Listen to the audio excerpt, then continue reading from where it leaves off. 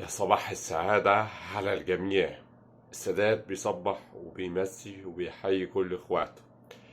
يا ياسمين يا ريس، ايه حكايتكم يا جدعان؟ يعني واحد ياخد جواز سعودي وانتي تاخدي جواز فلسطيني. ما تعرفيني الدنيا منين؟ عايز اخد جواز فلسطيني وانا اسف فلسطينية.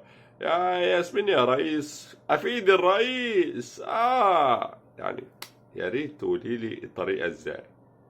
هو تقولي لي بقى اروح عند مدام عفاف في الدور الرابع واجيب طابعين بوسطة وشهادة 2 شهود واتنين موظفين والجو ابن اللذينة ده. لا لا لا لا لا لا لا. الجو ساقع والدنيا شتاء وانا مزكن يعني عندي زكام يعني عشان عشان الناس ما تفهمش غلط. يا ياسمين، بسطي الامور وعرفينا جبتيها ازاي وخدتيها ازاي.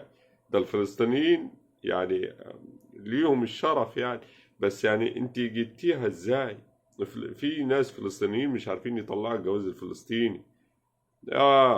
مع ان كان طالع زمان بس يعني منه لله الاحتلال. يلا سلام يا ياسمين، وقولي لي بقى جبتيه ازاي. ويلا سلام.